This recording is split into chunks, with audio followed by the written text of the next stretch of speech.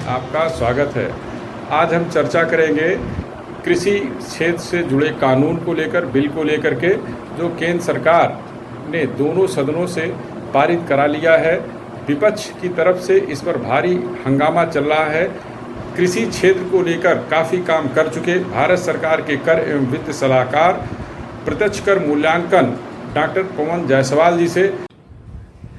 Doctor Pawan Jaiswal जी, केंद्र सरकार ने किसान कानून के लिए किसान बिल दोनों सदनों से पारित कराया है।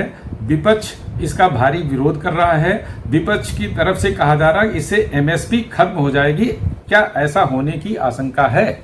सबसे पहले मैं नेशनल व्हील्स का धन्यवाद करता हूं। रणवीर जी भाई, आपका भी धन्यवाद कि आज ये कितने रिलेवेंट टॉपिक पे आज इस इंटरव्यू को आप कंडक्ट कर रहे हैं, जिससे हो सकता है कि लाखों करोड़ों लोगों की मन में जो भ्रांतियां वो दूर हों। सबसे पहली बात तो मैं ये बता दूं कि भारत के जितने भी किसान हैं, इनके सर्वांगीण विकास के स्वर्णिम युग की शुरुआत कल राज्यसभा में इस बिल के पास होते ही हो चुकी है।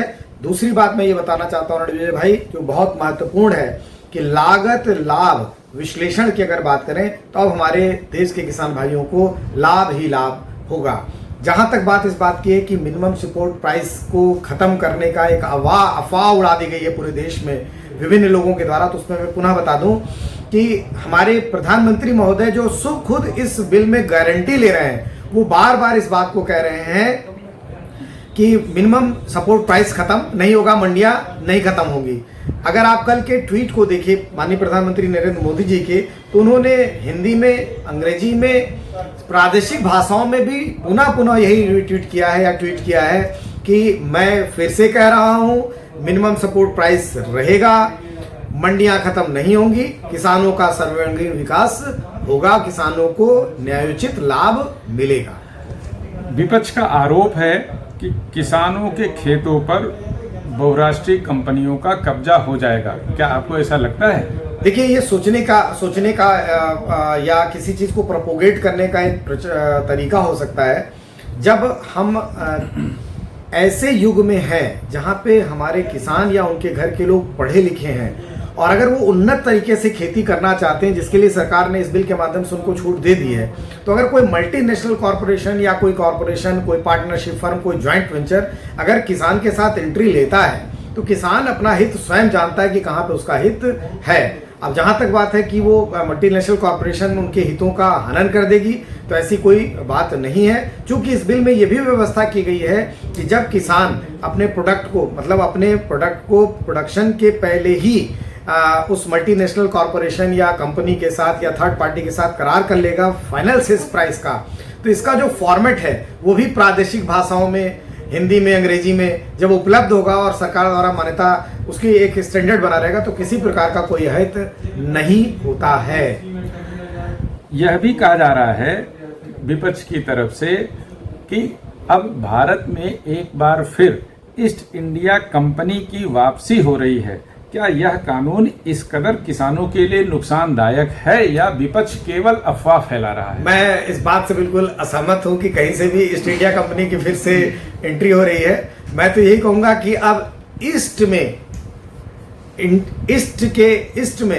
इंडिया के किसानों की बेहतरी के लिए विभिन्न कंपनियों की, विभिन्न फाइनेंसर्स की एंट्री हो रही है। अब किसान ज्वाइंट वेंचर करके बेटर तरीके से अपने प्रोडक्ट को बेटर प्राइस पे बेचेगा, मनमाने अपने हिसाब से डिक्टेटेड प्राइस पे बेचेगा। देखिए, दो बातें ध्यान समझिएगा रणवीर भाई।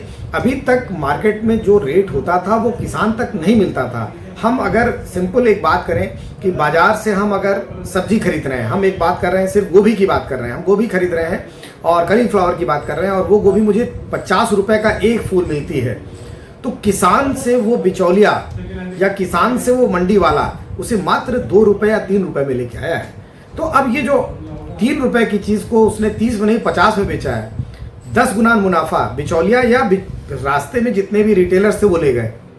अब यहाँ पे किसान को छूट होगी कि वो डायरेक्ट मंडी तक अपने सामान को लेके आए, और वहां पे 3 रुपए की जो गोभी थी, अगर उसको वहां पे 8 रुपए 12 रुपए भी मिल जाते हैं फ्रेश गोभी के, तो भी वो हैप्पीली उसे बेचेगा और उसे मुनाफा ज्यादा होगा। दो बातें ध्यान रखिए, हमारी जो इकोनॉमी है वहां पे भी बचतें ज्यादा होंगी, क्योंकि एंड कंज्यूमर की जो कॉस्ट अभी बाजार में ज़्यादा थी, जो 50 रुपये गोभी की थी, अब वो केवल 12 या 13 रुपये हो जाएगी। इस तरीके से प्रति व्यक्ति आय में भी बचत होगी और किसान भी खुशहाल होगा हमारा। यह जानकारों की तरफ से कहा जा रहा है कि कृषि क्षेत्र में यह कानून नोटबंदी जैसा असरकारक है, ऐसा क्यों? मैं बिल्कुल सहमत हूँ आपके इस प्रश्न से और अच्छा लगा। ये वाकई माननीय मोदी जी की जिस तरीके से नोटबंदी की गई थी बड़े नोटों पे, उसी तरीके से इस बार कृषि क्षेत्र में बिचौलियों के लिए ये एक बहुत बड़ी नोटबंदी की गई है।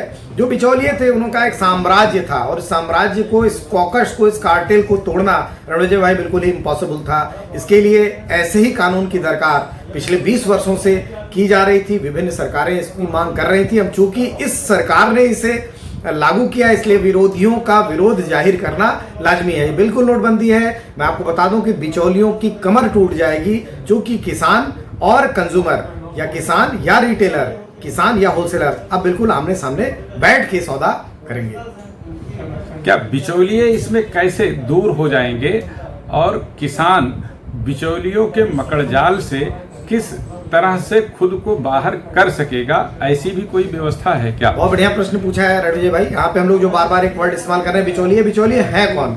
देखिए, जब भारत सरकार ने मंडियों की व्यवस्था की थी तो इन मंडियों में आढ़तिये बैठते थे या लाइसेंस होल्डर्स बैठते थे, जिनको कि लाइसेंस दिया जाता था कि आप फैसिलिटेट करेंगे किसानों को उनकी फसल को अंदर ले आने में, भंडारण में और न्यूनतम सपोर्ट प्राइस पे उसकी डिस्पोज करने में। अब जब उनका कॉकस बना, उनका कार्टेल बन गया, उन्होंने फिर डिक्टेट करना शुरू किया। ये जो आढ़तिये थे, ये जो लाइसेंस होल्डर थे, ये अपनी मनमानी करते थे किसान के साथ। किसान के साथ कई बातें थी। एक, टाइमली उसको पैसा मिल जाए।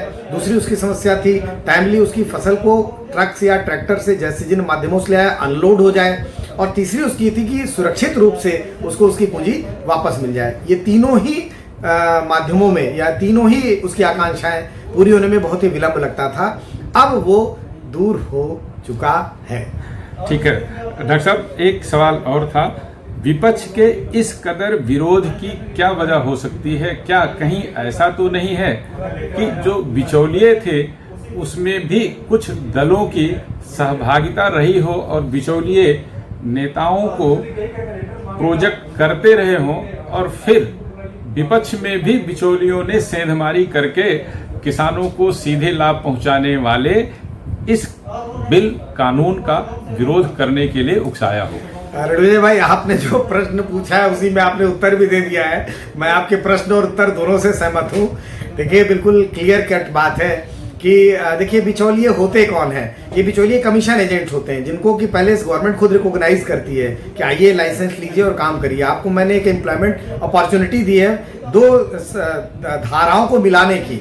लेकिन जब ये बिचौलिए स्पॉन्सर्ड हो जाते हैं, जब इनके ऊपर बड़े बड़े लोगों का हाथ हो जाता है, चाहे वो पॉलिटिकल हो, नॉन पॉलिटिकल हो, कैपिटलिस्ट लोगों का काम होता है, हाथ जब आ जाता है तो ये मनमाने हो जाते हैं और अपने उस लाइसेंस का दुरुपयोग करते हैं। चूंकि इनका कोई ऑडिट ट्रेल स्ट्रेट फॉरवर्ड नहीं हो सकता है, इसलिए वो मनमानी करते हैं और एंड जो इसका यूजर होता है, चाहे वो किसान हो और चाहे वो बिल्कुल लेने वाला, दोनों इसके मार के पार्ट हो जाते हैं। तो जाहिर सी बात है, ये बिचौलिए या ये कह सकते हैं मिडलमैन्स जो थे, ये विभिन्न तरह के लोगों की ऐसी आकांक्षाओं का पूरा करते थे, मॉनेटरी नॉन मॉनेटरी, इसलिए उनके ऊपर बड़े बड़े लोगों का हाथ था। अब वो हाथ अपने आप में क्या हो गया, मेल्ट कर गया है, क्योंकि अब नया कानून आ गया है।